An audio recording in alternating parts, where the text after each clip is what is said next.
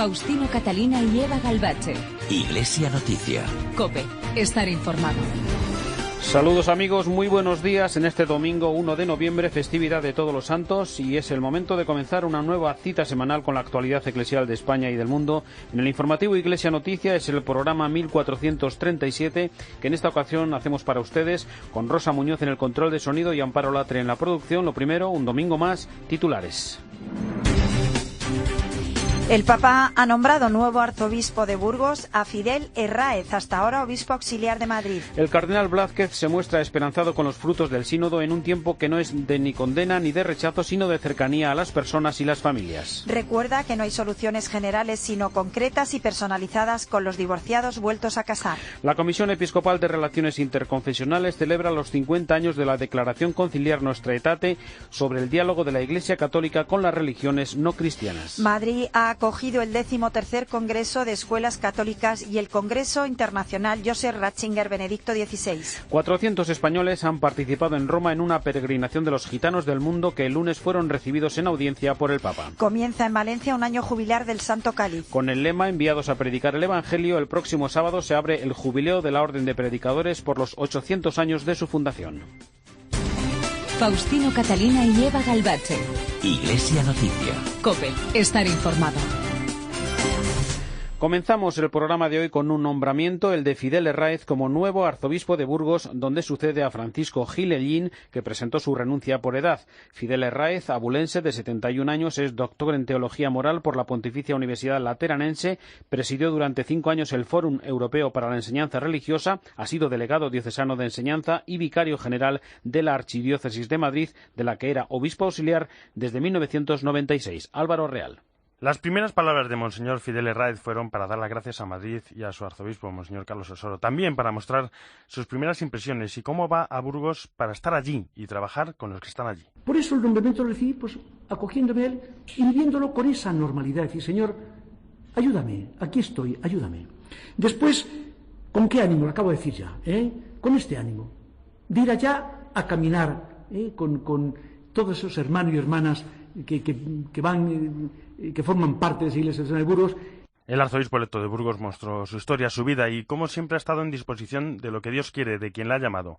En su misión hay 2 palabras que son clave: amar y servir. Dando continuidad a la tarea de aquellos hombres sencillos, hacer 2 cosas principalmente: amar y servir a los demás. Esto es lo que quiero. En mi tarea de obispo, repito, quiero esto: amar y servir a los demás. En la rueda de prensa posterior a su nombramiento, Monseñor Fidel Herráez tuvo palabras especiales para toda la gente con la que se ha encontrado en Madrid. Me he encontrado con tantas personas buenas e informó de que su toma de posesión tendrá lugar el próximo día 28 de noviembre a las 12 de la mañana. Nos detenemos ahora en los ecos del Sínodo de Obispos sobre la familia que se clausuró el pasado domingo y del que hizo balance en los micrófonos de COPE el presidente de la Conferencia Episcopal, el cardenal Ricardo Blázquez. Yo creo que ha merecido la pena. Yo creo que el que la Iglesia haya dedicado 2 años, podemos decir, con 2 asambleas sinodales, con las consultas que se hicieron previamente, con los trabajos en la diócesis, el que haya dedicado la Iglesia estos 2 años a la familia, esto es un signo de la estimación de la familia, de la trascendencia que tiene la familia, no solo en la Iglesia, sino en la humanidad. Es acudir con nuestra reflexión, con nuestra oración, con la luz del Evangelio, a esta necesidad que es fundamental. También destacó el cardenal Blázquez el clima de esperanza que se vive tras el sínodo y que le recuerda al Concilio Vaticano II, a una Iglesia cercana a los hombres y las familias. El sínodo es un sínodo que rezuma esperanza, pero la esperanza no es lo mismo que la ingenuidad.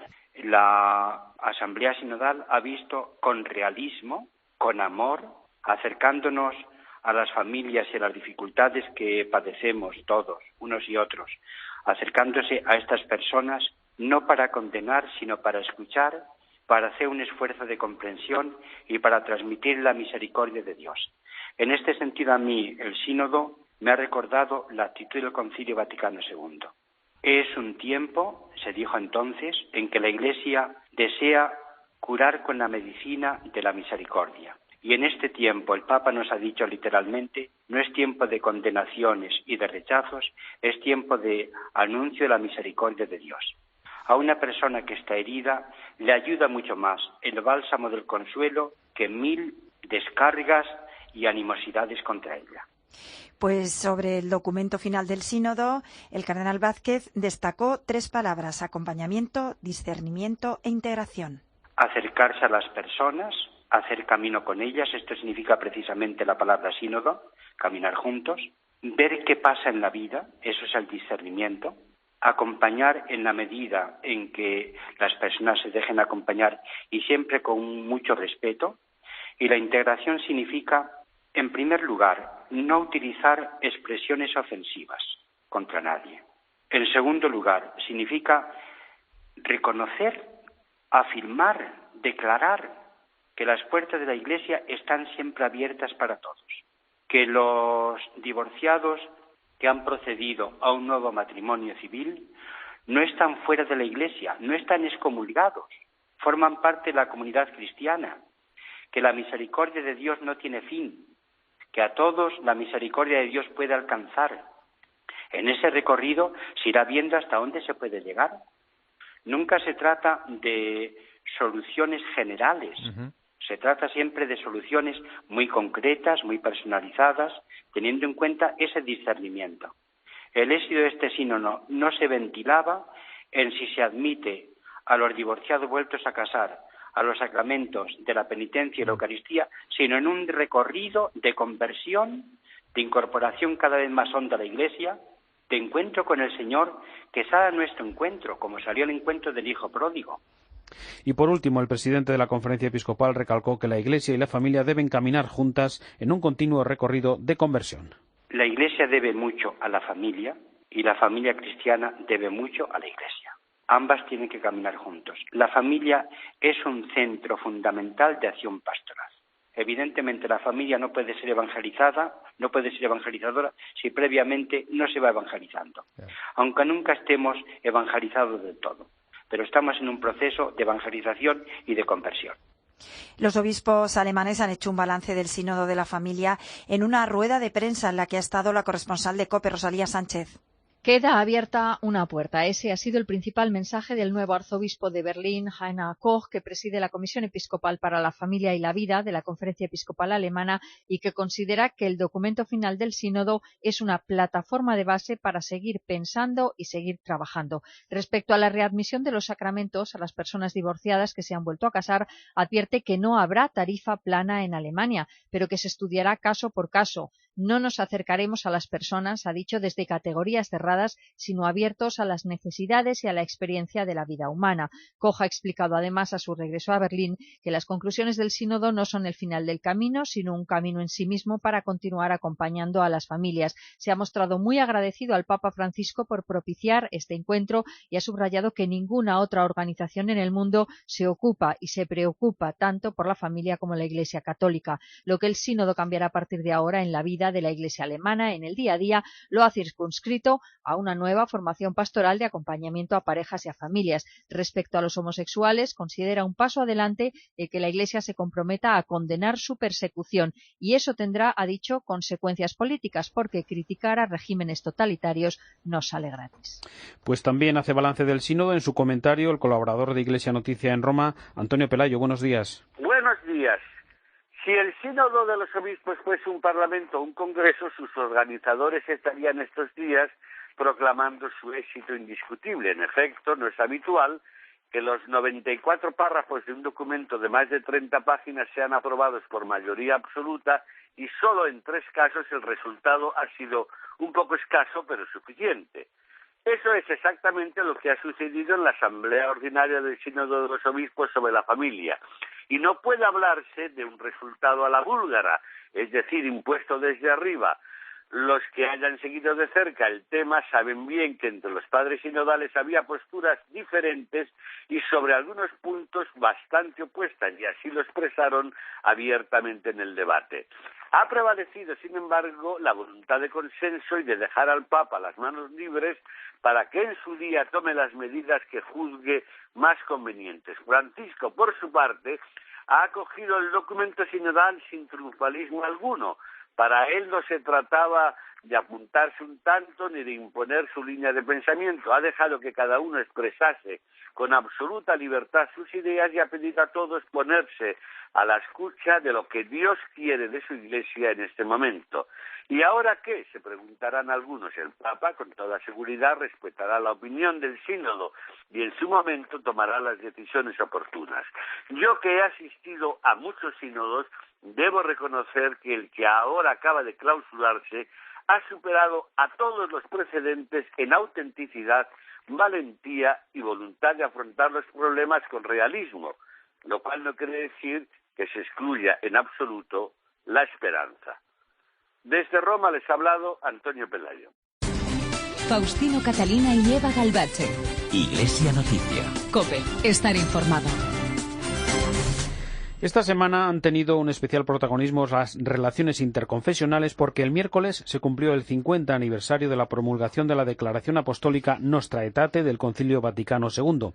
En este documento se detalla aquello que es común entre las religiones y con su firma el 28 de octubre de 1965 en Roma comenzó una nueva etapa del diálogo oficial de la Iglesia Católica con las religiones no cristianas. Aquí en España el acto conmemorativo se ha enmarcado en las jornadas de delegados diocesanos de relaciones interconfesionales. En él participaron, entre otros, el presidente de la comisión, que es el arzobispo de Granada, Javier Martínez, el presidente de la Federación de Comunidades Judías de España, Isaac Kerub, y el presidente de la Unión de Comunidades Islámicas de España, Riay Tatari. Allí estuvo Amparo Latre. El acto para conmemorar los 50 años de la Nostra Aetate comenzó con una ponencia del profesor de la Facultad de Teología de Granada, José Luis Sánchez Nogales, quien hizo una reflexión sobre la repercusión de esta declaración conciliar. A continuación, en una mesa redonda, el presidente de la Conferencia Episcopal, Monseñor Ricardo Blázquez, presentaba así el documento. Es seguramente esta declaración Nostra Aetate, que fue muy trabajosa en el concilio, es uno de los documentos que ha tenido una trascendencia mayor para la Iglesia católica, me refiero ahora, en el posconcilio.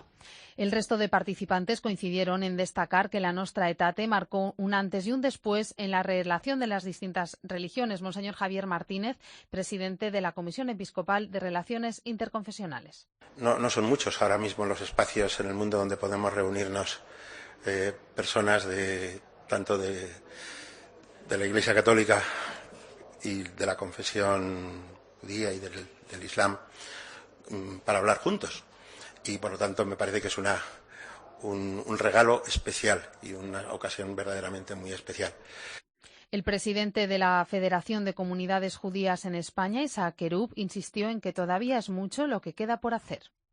Aprovechando la celebración del 50 aniversario de la Declaración Nostra Aetate, yo creo que de verdad católicos y judíos han de profundizar más que nunca en este diálogo tan necesario hoy en día. Riay Tatari, presidente de la Unión de Comunidades Islámicas, dijo que la necesidad del diálogo interconfesional e interreligioso trasciende lo meramente eclesial. Nosotros estamos buscando ahora, actualmente, una colaboración, tender puentes y máxime cuando tenemos un reto ahora. Hay refugiados de varios países que vienen aquí y la Unión Europea ha dedicado una cuota determinada para España. Ayer mismo yo estuve en Valencia, hemos creado una comisión para atender a estos en colaboración con el Arzobispado de Valencia y las confesiones existentes. Tanto Isaac Kerub como Riay Tatari se mostraron contrarios a la propuesta electoral del PSOE de retirar la enseñanza de la religión del currículum escolar. El miércoles también la audiencia general del Papa Francisco tuvo un carácter especialmente interreligioso con motivo de ese medio siglo de la Declaración Nostra Aetate. En esa audiencia estuvieron varios representantes de otras religiones, como nos recuerda ya desde Roma la corresponsal de la cadena COPE, Paloma García Ovejero. Buenos días. Buenos días. Sí, los creyentes de toda religión no tenemos la solución para los problemas del mundo, decía el Papa en esta audiencia, pero tenemos la fuerza de la oración. Y así terminó este miércoles, con una oración en silencio, acompañado de representantes de todas las religiones. Así hablaba el Papa. Con este importante documento, la Iglesia manifestaba su aprecio y estima por los creyentes de todas las religiones y todo lo de bueno y hermoso que hay en ellas. En estos últimos años han sido numerosas las iniciativas, las relaciones institucionales o personales con las religiones no cristianas encaminadas a promover la amistad y la unión entre los hombres. El Señor desea que todos los hombres se reconozcan hermanos y vivan como tales, formando la gran familia humana en la armonía de la diversidad. Sí a redescubrir las raíces judías del cristianismo, pedía el Papa Francisco, no a cualquier forma de discriminación. Y lo mismo con los musulmanes. Recordamos que el lunes el Papa recibió en audiencia a 5.000 gitanos del mundo, 400 de ellos españoles, con ocasión del 50 aniversario del encuentro de Pablo VI con los gitanos. Allí se escuchó la voz de María José Santiago y la guitarra de Paco Cepero. Paloma. Se escucharon muchas voces. Estaba el aula Pablo VI llena y con muchos españoles, más de 4 centenares.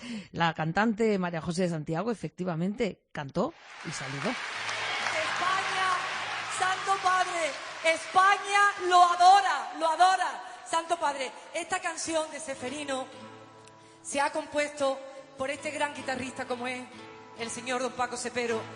Es muy famoso en el mundo. Santo Padre dice que recemos por él. El Papa en su discurso estuvo paternal, pero tajante. Que si volti pagina. È arrivato il tempo di sradicare. Pasemos página. Ha llegado el tiempo de arrancar prejuicios seculares, ideas preconcebidas y recíprocas desconfianzas que a menudo están en la base de la discriminación, el racismo y la xenofobia. Del razzismo e della xenofobia. Cari amici, non date ai mezzi di comunicazione e all'opinione pubblica. Queridos amigos, no deis a los medios de comunicación y a la opinión pública ocasiones para hablar mal de vosotros. Como todos los ciudadanos, podéis contribuir al bienestar y al progreso de la sociedad respetando las leyes. Rispettandone le leggi. Y esta es la canción estrenada esta semana en homenaje al Beato Ceferino. Todos los gitanos del mundo sabemos que desde el cielo nos bendice Ceferino.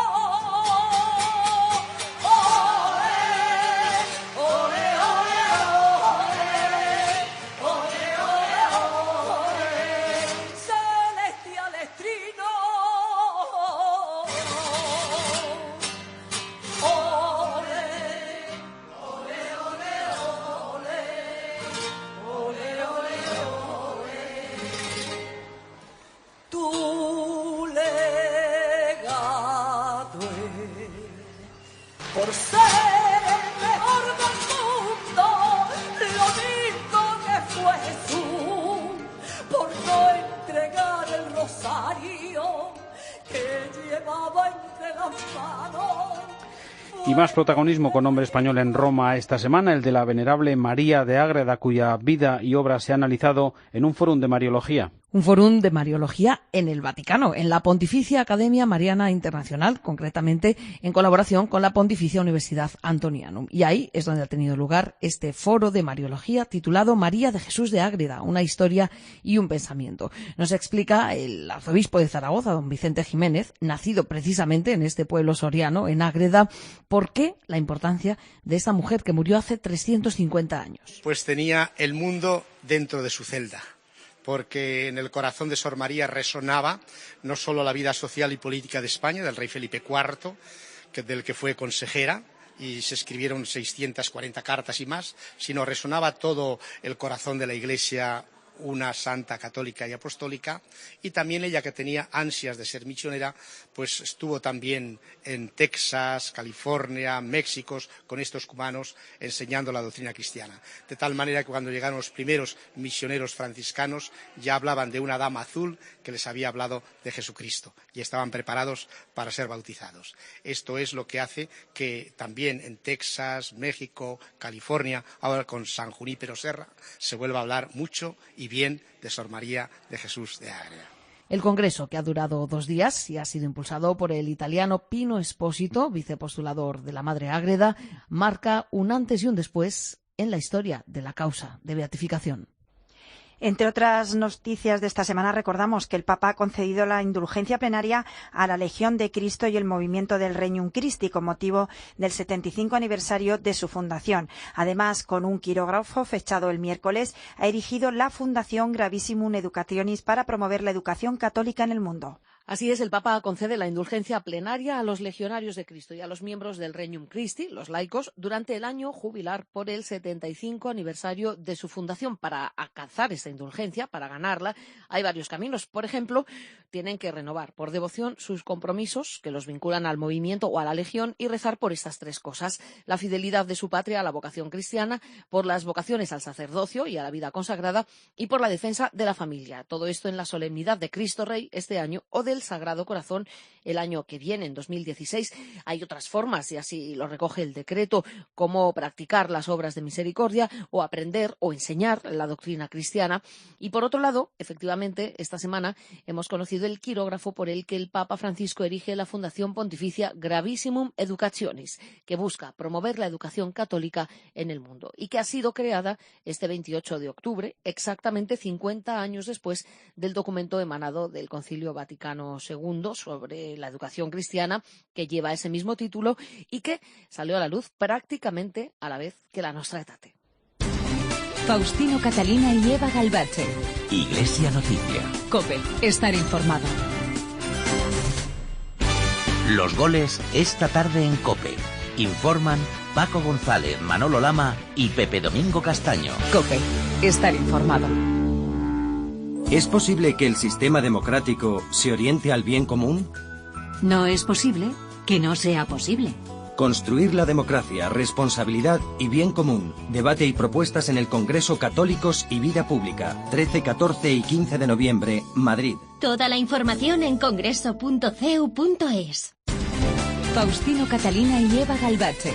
Iglesia Noticia. COPE. Estar informado. En el actual contexto que vive nuestro país, en el que el concepto de libertad de enseñanza y el modelo de educación se está poniendo en cuestión en determinados ámbitos políticos, sociales y económicos, Escuelas Católicas ha celebrado su Congreso General. Han participado 1.800 personas, directores, profesores, titulares de centros, con el lema «Sabemos educar, libertad y compromiso». El secretario general de Escuelas Católicas es José María Alvira. Pensábamos que ya estaba asumida esta libertad de enseñanza por toda la sociedad española, pero vemos que, bueno, pues hay opiniones, grupos que la ponen en cuestión y nos preocupa, esto crea incertidumbre y creíamos que había que volver a hablar de ella. Y digo volver a hablar no con argumentos solo del pasado, como si fuera, no sé, un tema ya superado, sino en el momento actual y mirando al futuro. Esta era nuestra idea.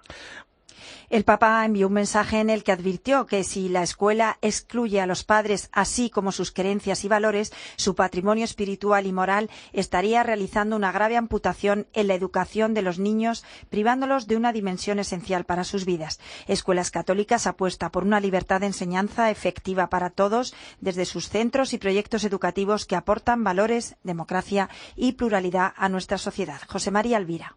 Y a veces se olvida que muchas organizaciones fueron pioneras en el trabajo con las niñas y las jóvenes, cuando a lo mejor nadie se ocupaba de su educación, o con los niños de la calle, o para educar líderes que gobernaran, para dirigir la sociedad con unos valores cristianos, ¿no? O sea, hay unos avales históricos, pero también unos avales presentes, actuales.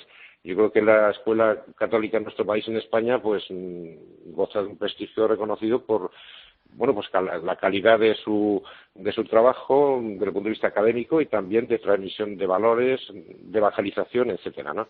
Y yo creo que siempre la escuela católica está un poco a la cabeza en innovación, en creatividad, en afrontar, digamos, las nuevas realidades y los nuevos retos que se van presentando. La Fundación Vaticana Joseph Ratzinger Benedicto XVI ha celebrado esta semana en la Universidad Francisco de Vitoria de Madrid su quinto Congreso Internacional con el lema «La oración fuerza que cambia el mundo». Su coordinador ha sido Isidro Catela. Pues hemos disfrutado de una semana muy intensa, tanto en la programación cultural que ha abrazado el Congreso como los 2 días, miércoles y jueves. Hemos disfrutado de traer el pensamiento a la universidad de un universitario, fundamentalmente de un universitario que son muchas más cosas, un filósofo, un teólogo, luego el Papa Benedicto XVI, y todo eso en el contexto del 5º centenario de Santa Teresa de Jesús. Con lo cual unas jornadas para ensanchar la razón y para calentar el corazón de las que hemos podido disfrutar muchísimo. El jueves, en la fiesta anual del Santo Cáliz, comenzó un año jubilar eucarístico, como nos cuenta desde COPE Valencia Luis Agudo.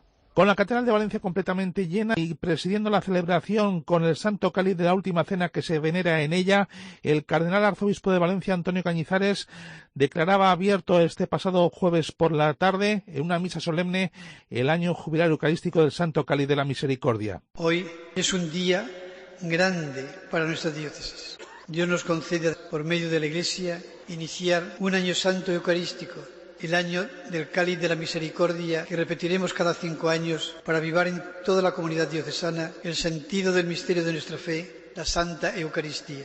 Gran cantidad de actividades, principalmente religiosas, pero también culturales y turísticas, han sido programadas con motivo de esta celebración jubilar, que tiene como base el mismo cáliz que utilizó Jesús en la Última Cena y que Dios ha querido que esté en Valencia, como decía el propio cardenal. Aquel cáliz, por las vicisitudes de la historia y según datos muy fiables, fidedignos de la tradición, Dios ha querido que viniese hasta aquí, hasta nosotros, para ser guardado con verdadero sentido religioso y para ser venerado como se merece. Ya hay programadas numerosas peregrinaciones y en la propia catedral se celebrará también cada día la Misa del Peregrino. El viernes y sábado se ha celebrado en el Escorial la tercera reunión del Grupo Santa Marta, una iniciativa para la lucha contra la trata de personas impulsada por el Papa Francisco. Uno de los programas en marcha desde hace años en la inserción es el proyecto Esperanza de las religiosas adoratrices. Nos lo cuenta Laura Otón. Desde 1999 las adoratrices llevan ayudando a víctimas de trata con fines de explotación sexual en su proyecto Esperanza. Marta González es su coordinadora. Lo que queremos es dar respuesta a las necesidades que ellas tienen, tanto de alojamiento, que a veces no tienen un lugar seguro donde vivir, ayuda psicológica, médica, ayuda también a nivel jurídico, a nivel legal, apoyo para que puedan aprender el idioma, que puedan estudiar. Para ellos, que le daba todo el dinero y todo a estos que estaba como una prisionera, como una esclava ahí para ellos. Isela es una de las mujeres que han ayudado a dar un paso al frente con su apoyo. Dejó un hijo en Rumanía y ha vivido permanentemente amenazada. El proceso de recuperación es difícil y es lento y es complicado y además a veces hay muchos obstáculos, muchas dificultades. Y hay que tener en cuenta que cuando hablamos de trata de seres humanos, de trata de mujeres, estamos hablando realmente de una violación muy grave de los derechos humanos. Desde que empezaron, las cosas han mejorado. La cooperación con la policía, jueces, han allanado un camino en el que todavía quedan muchas piedras. De sensibilización y formación a profesionales y también, hacer propuestas para que la legislación mejore, los protocolos mejoren, la coordinación mejore. Al año son más de 80 mujeres las que son rescatadas de los traficantes internacionales que tienen en España un lugar estratégico para su negocio. Un negocio que mueve al día 5 millones de euros y afecta a 45.000 mujeres y niñas en España. Hasta aquí los minutos de Iglesia Noticia en este domingo 1 de noviembre de 2015, festividad de Todos los Santos. Llega ya a la cadena COPE la última hora de la actualidad en España y en el mundo, después la Santa Misa. Un saludo de Rosa Muñoz, Eva Galabache y Faustino Catalina, que pasen una feliz semana.